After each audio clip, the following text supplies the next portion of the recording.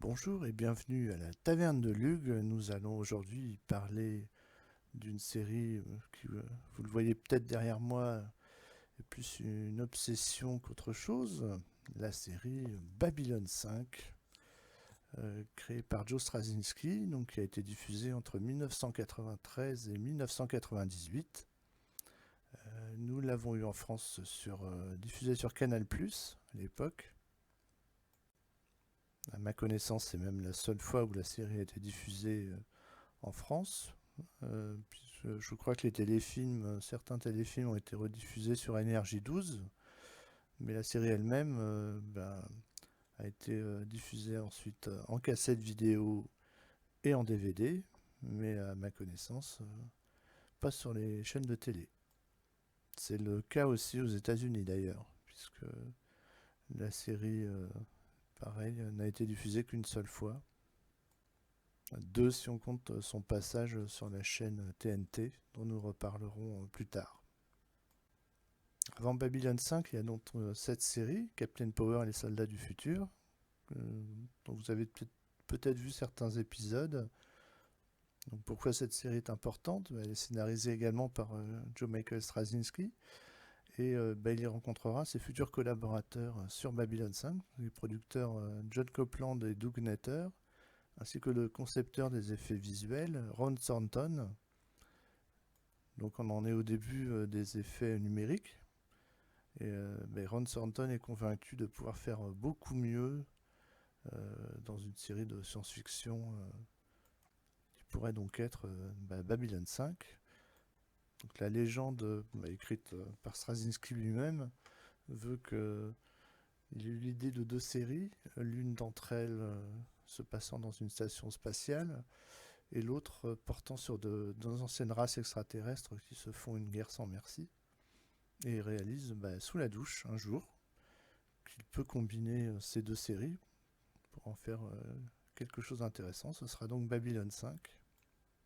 Donc il rédige le scénario d'un épisode pilote et il demande à Ron Thornton de créer une séquence mettant en scène donc la station spatiale avec des vaisseaux tout autour pour montrer toutes les possibilités de cette nouvelle technologie. Donc la série mettra 5 ans à se vendre. Paramount se montrera intéressé un moment avant de refuser l'offre.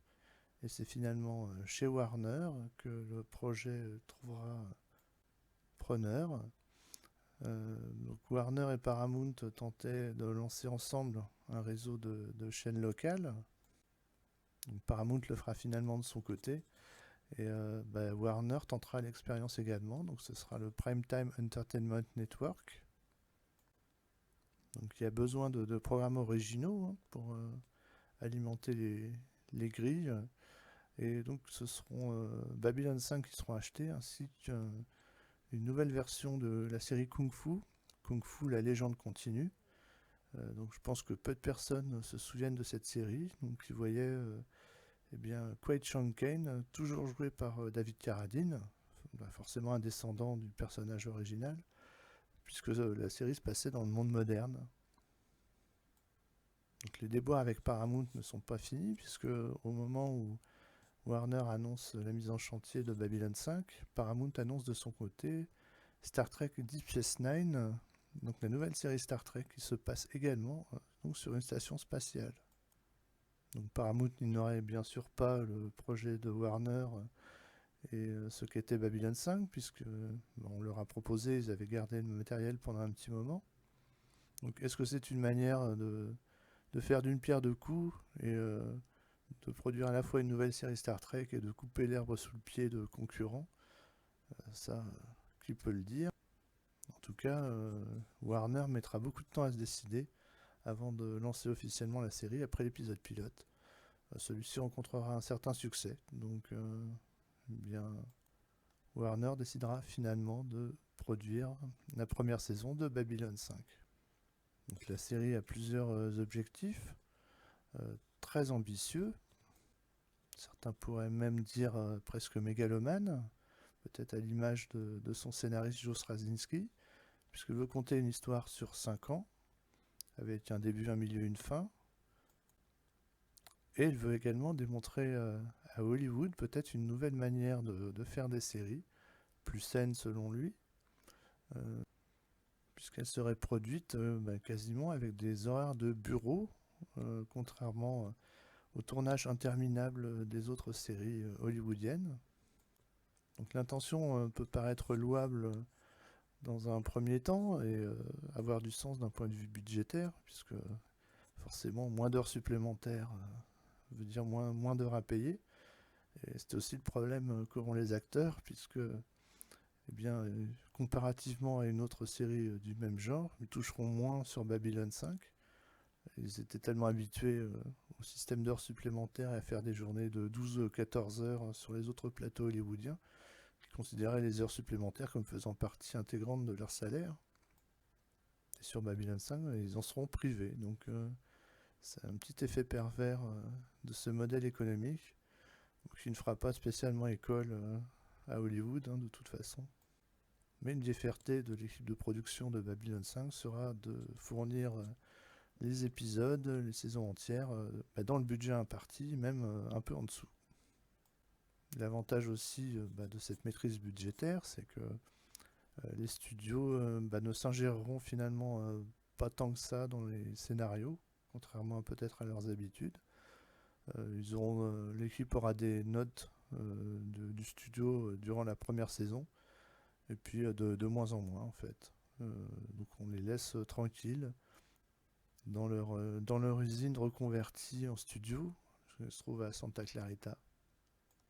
Donc c'est une zone industrielle où se trouvent des entreprises plus classiques qui verront chaque jour défiler des races extraterrestres toutes à l'apparence plus folles les unes que les autres. Donc le fait que le tournage ne se fasse pas à Hollywood même leur permettra d'employer du personnel non syndiqué, qui encore une fois permet d'économiser sur le budget. Mais bon, cela se retournera finalement contre eux, puisqu'ils feront face à une grève durant la deuxième saison. Mais ils seront bien obligés de syndiquer le personnel pour éviter en fait que la série ne s'arrête, tout simplement, puisque le budget était tellement serré, peut-être qu'elle n'aurait pas pu reprendre si la grève s'était éternisée. Donc le conflit sera résolu en une journée.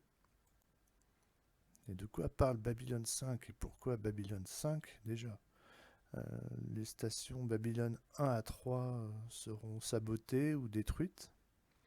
La station Babylon 4, la plus impressionnante, la plus grande, et qui avait même la possibilité de se déplacer elle-même parce qu'elle avait de puissants réacteurs, a disparu 24 heures après sa mise en service. Elle a disparu corps et bien, on ne sait pas ce qui lui est arrivé. On l'apprendra en cours de série. Donc, la station Babylon 5 est un peu au rabais par rapport à la précédente, construite conjointement par les humains et par les Minbari. Les Minbari sont une espèce extraterrestre, dont voici un représentant, Lénir. Le premier contact avec cette race extraterrestre se passera tellement mal qu'ils entreront en guerre immédiatement. Mais ils sont tellement plus avancés que les humains que c'est un combat perdu d'avance. Et les Minbari, en quelques années, sont sur le point de prendre la Terre. Donc les dernières forces se réunissent autour de la planète pour mener le dernier combat, qui sera connu sous le nom de la bataille de la ligne. Parmi ces pilotes se trouve Jeffrey Sinclair, incarné par Michael O'Hare, et qui survivra à la bataille et deviendra le commandant de la station Babylon 5. Donc c'est un choix aussi supporté par les Minbari, et on comprendra pourquoi en cours de la série. C'est une série avec beaucoup de mystères à résoudre, et au grand plaisir du spectateur, ce sont des mystères qui trouvent des solutions, des résolutions en cours de série, ce qui n'est pas toujours fréquent. Également dans le personnel de la station, nous avons l'officier en second, Suzanne Ivanova, qui arrive à la saison 1, parce qu'elle n'était pas dans l'épisode pilote. Elle est jouée par Claudia Christian, donc qu'on connaît aussi pour avoir joué dans The Hidden. Donc il y a une vidéo assez fabuleuse de Fred d'Étoiles et des Poils sur The Hidden. Je vous invite à aller la voir. C'est une excellente série B, très rythmée, et Claudia Christian a un rôle particulièrement marquant. Donc Michael O'Hare malheureusement ne fera qu'une saison, alors que en fait une bonne partie de l'intrigue telle qu'elle était conçue au départ tourne autour de son personnage. Mais durant la première saison, il aura des troubles mentaux qui vont se révéler, une maladie assez lourde pour laquelle il sera traité à vie. Donc ce sera révélé après sa mort selon ses propres souhaits. Donc c'est une séparation à l'amiable puisqu'il apparaîtra dans quelques épisodes et conclura l'arc de son personnage dans un double épisode de la saison 3.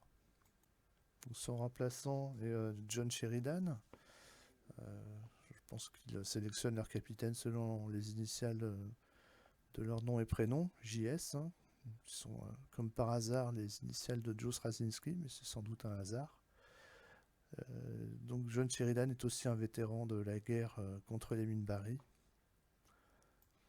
Donc Minbari, dont le représentant à bord est Delen, jouée par Mira Furlan, une actrice yougoslave qui a dû fuir son pays au moment de la guerre en Yougoslavie. Donc c'est son premier rôle sur le sol américain. On la connaît pour avoir joué dans un film qui avait remporté la Palme à Cannes, Papa est en voyage d'affaires. Donc là sur cette photo, c'est un petit spoiler pour la saison 2. Elle adopte une apparence à moitié humaine et à moitié Minbari. Donc c'est un personnage très fort et particulièrement impressionnant. Du côté des extraterrestres principaux, nous avons les Centauri. Donc avec Peter Jurasik qui joue Londo Mollari. Donc look très napoléonien, hein, comme vous pouvez le constater. Et ça se reflète également dans leur caractère. C'était une espèce autrefois très puissante, qui est clairement sur le déclin, menacée notamment par des anciens esclaves des Centauri, qui sont les Narn. Donc, vous voyez ici Gekar, incarné par Andreas Katsoulas. Alors si vous vous demandez à quoi ressemble Andreas Katsoulas sans le maquillage de Gekar, vous l'avez sans doute vu dans Le Fugitif. C'est lui le manchot que poursuit Richard Kimball, Harrison Ford. Et vous l'avez peut-être vu se faire tuer par une poule dans Hot Shots 2. A noter qu'Andreas Katsoulas a longtemps vécu en France, puisqu'il faisait partie de la troupe de théâtre de Peter Brook, donc de 1971 à 1985. Il a vécu rue Rochechouart, donc si vous voyez cette rue à Paris, ayez une pensée pour lui. Et il jouait souvent ses pièces au théâtre des Bouffes du Nord. Également, dans les espèces principales, nous avons les vorlons. Vous voyez le vorlon ici. C'est une espèce très ancienne dont on ne sait pas grand-chose. Les expéditions qu'on envoie là-bas ne reviennent pas. Ils ne quittent jamais leur armure de protection, on ne sait pas à quoi ils ressemblent. Et ils ont de toute évidence une technologie très avancée et biomécanique. Vous voyez ici également, en plus des personnages déjà présentés, Vir Koto, le second de Londo.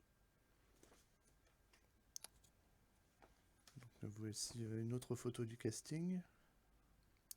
On voit aussi Richard Biggs qui joue le docteur Franklin, le médecin de la station. Nous avons Michael Garibaldi, qui est joué par Jerry Doyle, donc qui a un parcours tout à fait particulier, qui n'est pas acteur à la base, et dont les faux airs de Bruce Willis lui vaudront de jouer dans un épisode de Clair de Lune. Il jouera le faux David Addison dans cet épisode. Et au chapitre des aides des ambassadeurs, nous avons ici Lenir, qu'on a vu tout à l'heure, le Minbari, joué par Bill Mumy, qui a joué enfant dans la série Lost in Space, Perdu dans l'espace. Donc la saison 1 de Babylon 5 nous présente tout ce petit monde, ainsi que d'autres espèces extraterrestres qui forment la Ligue des mondes non alignés, qui resteront en retrait durant toute la série. La série se concentre principalement sur les espèces que nous avons vues, donc humains, Narn, Centauri, Minbari et Vorlon. Donc c'est une saison d'introduction, les épisodes peuvent se voir à peu près dans n'importe quel ordre. Et on y voit déjà les prémices, les mises en place d'éléments qui prendront l'importance dans les séries à venir, notamment un mystérieux personnage qui s'appelle Morden, qui pose des questions apparemment qui n'ont pas beaucoup de sens aux ambassadeurs, mais qui semble particulièrement se satisfaire de la réponse donnée par Londo Mollari à ces questions. Donc pour tout dire, c'est pas la saison 1 que je suis devenu fou amoureux de la série. C'est intéressante, hein, c'est une belle alternative à Star Trek, mais ce n'est pas là que je suis tombé amoureux de la série, c'est au cours de la seconde saison, et surtout de l'épisode La Venue des Ombres. C'est un épisode qui renverse totalement la dynamique des relations Narn-Centauri. Jusqu'à présent, les Narn sont présentés comme les antagonistes, et les Centauri comme leurs futures victimes. Et tout change avec cet épisode. Monsieur Morden a en fait des alliés très puissants, donc les Ombres, qui vont aider les Centauri à remporter la victoire contre les Narn. Londo Mollari passe de clown à tyran, et G'Kar passe d'agresseur à victime. Donc c'est un renversement complet de leur rôle. Et pour tout dire, ce sont vraiment les personnages les plus intéressants de la série, de loin.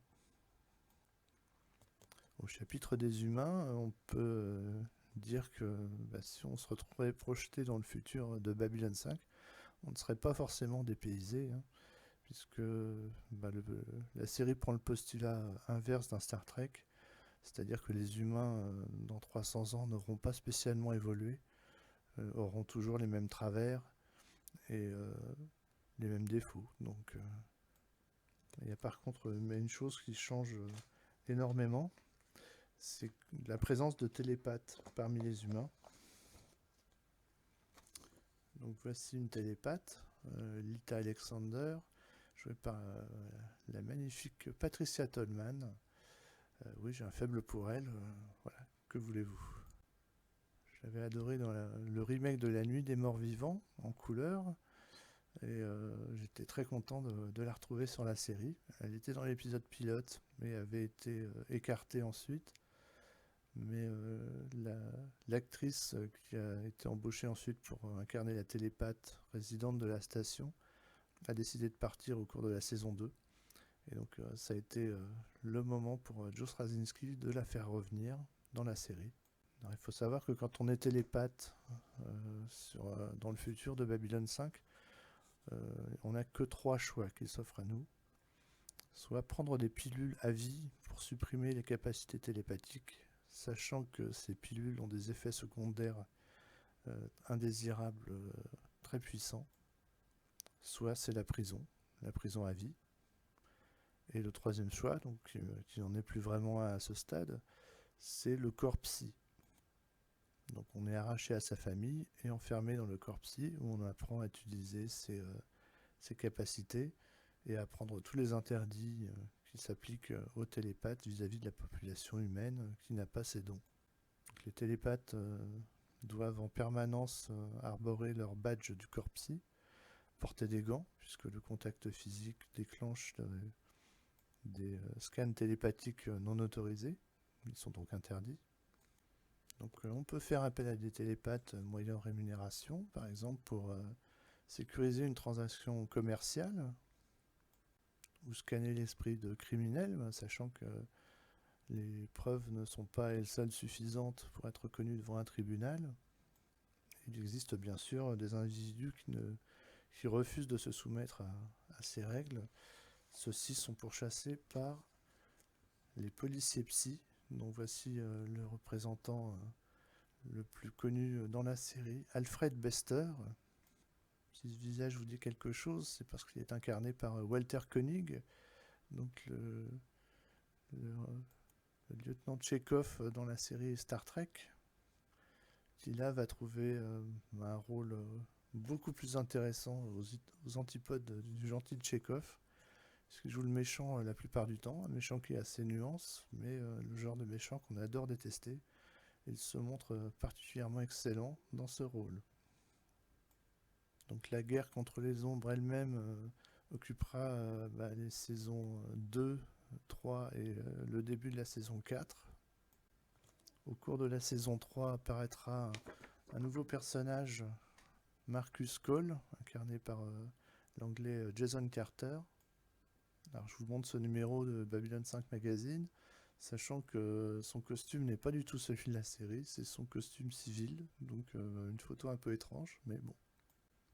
Il fait partie des Rangers, donc une confrérie composée d'humains et de Minbari, fondée dans la série par Jeffrey Sinclair, donc le commandant de la station durant la saison 1, qui a été dans l'histoire relocalisé sur Minbar, la planète mère des Minbari.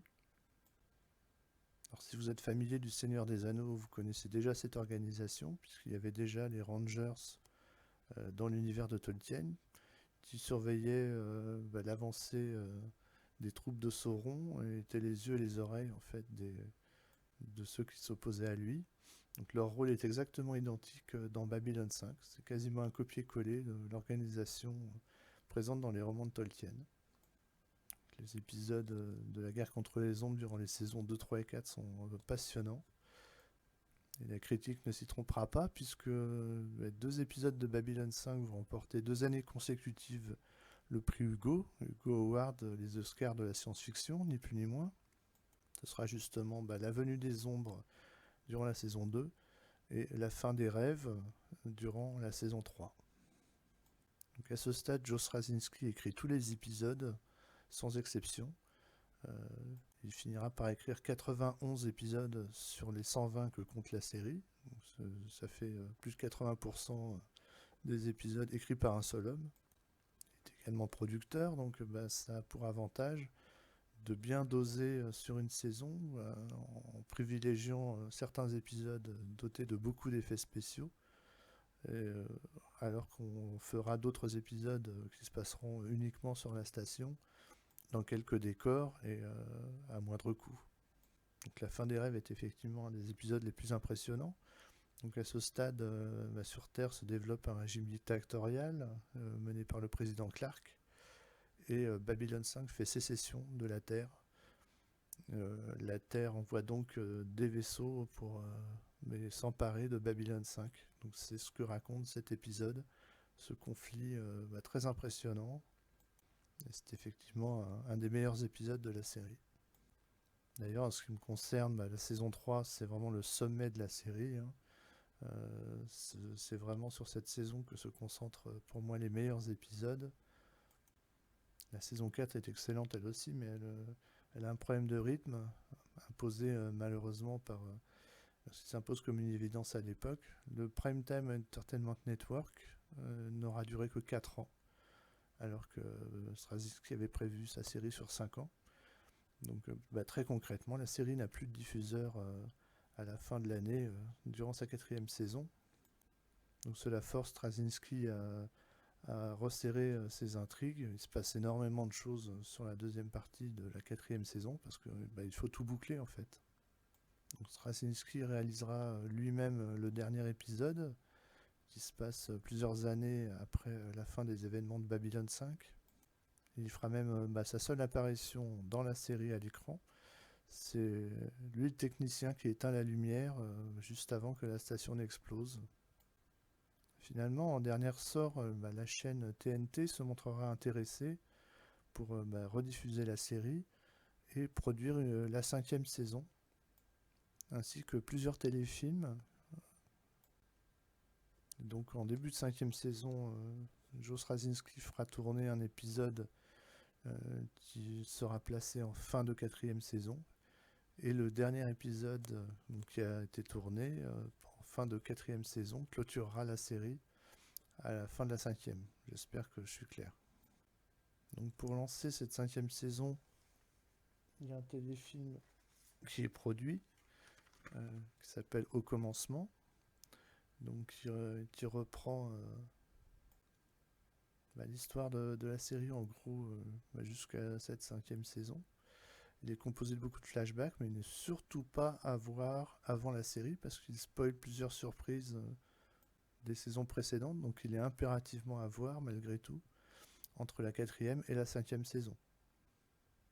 Il sera produit également un téléfilm qui s'appelle La 5e dimension, en français, je ne sais pas pourquoi. Donc Third Space en anglais, 3e espace, qui est pour les amateurs un hommage aux créatures d'H.P. Lovecraft, plus qu'un épisode classique de Babylon 5. Alors, certains fans diront de la saison 5 qu'elle est un peu la saison de trop. Donc on revient à des épisodes un peu plus épisodiques, on va dire, où il y a moins besoin de suivre l'intrigue. Il y a quand même une sous-intrigue importante avec un groupe de télépathes renégats mené par un leader charismatique qui s'appelle Byron. Donc cette intrigue aurait dû échoir à Suzanne Ivanova, mais il y a eu une mésentente avec l'actrice en début de saison qui rendra son engagement impossible pour cette ultime saison. C'est donc un nouveau personnage qui va prendre sa place, Elizabeth Lockley, incarnée par Tracy Scoggins. Alors, Tracy Scoggins, elle est une véritable nerd. Elle regardait déjà la série avant de postuler. On l'a vu notamment également dans la première saison de Lois et Clark, qui se tournait également chez Warner à la même époque. Donc on apprendra qu'elle était la première femme de John Sheridan, avant qu'il rencontre la femme dont on parle dans la série, qui deviendra donc sa seconde femme. Je pense que les acteurs l'ont appris juste un peu après Joe Straczynski, puisqu'il n'en avait jamais été mention dans la série. Alors pour certains acteurs aussi, la saison 5 sera la saison de trop, puisque le budget ayant été réduit par rapport aux saisons précédentes, certaines promesses qui leur avaient été faites, notamment en nombre d'apparitions durant la saison, ces promesses ne seront pas nécessairement tenues. Et il y a des bruits de couloir qui parlent d'une série dérivée de Babylon 5, mais les infos arrivent au compte-gouttes. Les acteurs ne savent même pas s'il sera possible pour leurs personnages d'apparaître dans cette nouvelle série. Les bureaux des producteurs qui jouaient la politique de la porte ouverte sont maintenant fermés. Et c'est donc derrière ces murs que sera conçue la série dérivée de Babylon 5. 2267 Ultime Croisade. Crusade simplement en anglais. Donc c'est à ce moment-là que la chaîne TNT va lâcher Babylon 5. Une analyse des audiences de la chaîne montre que le programme n'attire pas nécessairement les habitués de la chaîne TNT. Il attire d'autres personnes, mais ces autres personnes ne restent pas pour les autres programmes de la chaîne. Donc les contrats pour Crusade sont signés et gravés dans le marbre, et leur solution sera de pourrir la vie à toute l'équipe, de telle sorte que leur collaboration deviendra impossible. Ils exigent notamment que le personnage féminin d'Urina, présent dans la série, ce serait pas mal si elle couchait avec tous les extraterrestres qu'elle rencontre pour apprendre à mieux les connaître. Alors je vous laisse juger de la pertinence de cette proposition. Donc, durant sa vie, Babylon 5 aura quand même des produits dérivés, malgré le dégoût apparent de Joe Michael Straczynski pour toutes ces choses triviales. Donc ce seront des comics édités par DC, que vous voyez ici, des romans. Vous voyez la rangée du haut est composée de romans Babylon 5. Le jeu de rôle, là on voit la boîte qui est le guide de la station. Un jeu de combat également, toujours chez Mongoose Publishing. Et des livres édités notamment par la société B5 Books, comme une encyclopédie, ou le making-of de la série Crusade que vous voyez ici. Donc, des tentatives de renaissance de la série, il y en a eu. Comme par exemple la légende des Rangers, ce qui aurait pu être l'épisode pilote d'une nouvelle série. On voit Andreas Katsoulas en G-Car, donc ce sera sa dernière apparition dans le rôle, puisqu'il décédera d'un cancer du poumon peu de temps après. Dernière tentative en date, ce fut ce DVD, Babylon 5 The Lost Tales, donc les histoires perdues, une série de téléfilms réalisés par Joe Michael Straczynski, donc mettant en scène Tracy Scoggins en Elizabeth Lockley, Bruce Postliner et Galen, qui est un personnage de Crusade. Donc le DVD marchera correctement, mais Joe Straczynski ne souhaitera pas continuer. Il trouve le résultat un peu cheap. C'est malheureux. À noter aussi que plusieurs CD sortiront de la musique de Babylon 5. Celle-ci est composée par Christopher Frank, un ancien du groupe Tangerine Dream, donc, qui a notamment fait la musique d'Universal Soldier, le film avec Jean-Claude Van Damme et Dolph Lundgren. Une excellente musique d'ailleurs. Il composera les musiques sur l'ensemble de la série. Et plusieurs CD, environ une trentaine, sortiront des compilations, soit consacrées à un épisode de la série. Donc la musique en totalité de cet épisode. Il faut noter que Christopher Frank composait ses musiques en Amérique, où il résidait, et dirigeait ses musiciens qui se trouvaient à Berlin, par visioconférence déjà, dans les années 90. Il y a eu également un projet de film Babylon 5, puisque Joe Straczynski n'a pas les droits télé, mais a les droits cinéma. Mais celui-ci ne s'est pas fait. C'était à ce moment-là, malheureusement, que Richard Biggs, qui jouait le docteur Franklin, décédera. Ça aura peut-être contribué à l'arrêt du projet. Un réalisateur avait même été annoncé, mais le projet ne s'est pas fait. Il y a eu également un premier projet de remake de la série, toujours par Joe Straczynski, mais qui ne s'est pas fait. Et un second projet de remake est apparemment en route à la chaîne CW, donc celle qui diffuse toutes les séries d'essais, Arrow, The Flash et compagnie. Donc le script a été écrit et approuvé, même si il n'a pas encore le feu vert. En tout cas, il n'est pas programmé pour l'année 2022. Sachant également que la chaîne CW a été récemment rachetée. A priori, d'après Straczynski, ça ne remettrait pas en cause la mise en chantier éventuelle du projet. Donc peut-être en 2023. Il a récemment demandé aux fans de retweeter ces messages pour bien montrer l'intérêt qu'il y aurait à mettre en chantier ce pilote.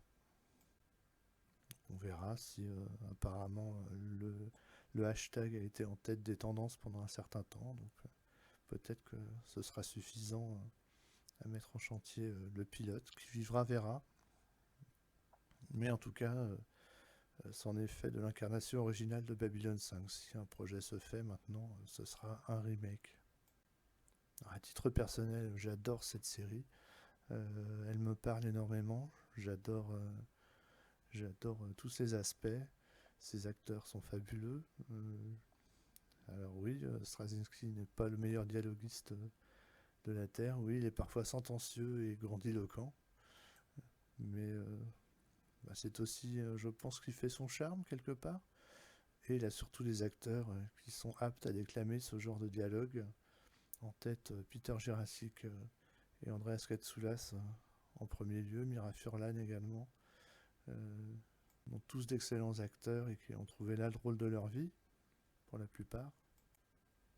Donc c'est une série que je ne peux que vous recommander chaudement. Il y a des masters actuellement qui ont l'air de bonne qualité, même s'ils sont en 4 tiers. Il faut savoir que la série avait été tournée en format 16 neuvième à l'origine, tout comme Lois et Clark d'ailleurs à l'époque. Donc ce qui était à l'époque, ce qui n'allait pas de soi, puisque il y avait encore peu de téléphones 16 neuvième dans les foyers. Donc c'était vraiment un pari sur l'avenir. Malheureusement, les effets spéciaux, eux, étaient produits en 4 tiers, donc en format carré. Ce qui explique que sur les DVD, la qualité d'image des effets spéciaux soit déplorable, puisque ceux qui ont conçu les DVD ont été forcés de zoomer l'image pour un rendu pas très convaincant. Il faut savoir qu'à l'époque, Ron Thornton avait proposé de rendre gratuitement les images en 16 neuvième, les effets spéciaux. Tout ce qu'il demandait pour cela, c'était un moniteur pour pouvoir voir le résultat. Un moniteur qui coûtait 5000 $ de l'époque. Et ni Warner ni Doug Netter, donc qui faisait la liaison en fait entre Studio d'effets spéciaux et Babylon 5, ni l'un ni l'autre n'ont souhaité avancer cette somme. Donc des années plus tard, Joe Straczynski a dit que s'il l'avait su à l'époque, il l'aurait avancé de sa propre poche. Ça n'a malheureusement pas été la seule entourloupe au niveau des effets visuels, puisque un jour, Doug Netter approche Ron Thornton, qui avait fondé sa société, Foundation Imaging, et lui offre de racheter la société pour $1 symbolique, sous le prétexte que Babylon 5 était leur seul client, et que si Babylon 5 décidait de rompre son contrat avec Foundation Imaging, eh bien il se retrouverait sans client et perdrait la société. Donc Ron Thornton lui dit sans embâche d'aller se faire voir. Et Doug Netter active son plan B. Son plan B consiste à fonder Netter Digitals et à débaucher les concepteurs d'effets spéciaux juniors de Foundation Imaging. Donc on imagine que ces juniors ne partent pas les mains vides de Foundation Imaging, ils ont sans doute récupéré tous les fichiers. Donc Straczynski prétend qu'il n'était pas au courant de toutes ces manœuvres. Ça lui a été présenté par Doug Netter comme un moyen plus facile de rendre les effets spéciaux. Et ce qui va sauver Foundation Imaging au moins pour un temps, eh bien finalement ce sera Star Trek. Star Trek Voyager a été lancé et ils expérimentent pour la première fois avec les effets numériques et embauchent Foundation Imaging pour rendre les effets du Voyager en images de synthèse. Donc on le voit, hein, tout n'est pas nécessairement rose dans la galaxie de Babylon 5. Il y a des zones d'ombre également. Il n'en reste pas moins que c'est une série assez remarquable, que j'aime énormément, comme vous pouvez le voir avec tous les objets que j'ai collectionnés au cours des années. Et j'espère que cette vidéo vous aura donné envie de découvrir la série. N'hésitez pas à me dire en commentaire ce que vous en avez pensé, et si vous l'appréciez également. Donc j'ai été ravi de faire cette vidéo, et je vous dis à bientôt sur la taverne de Lug.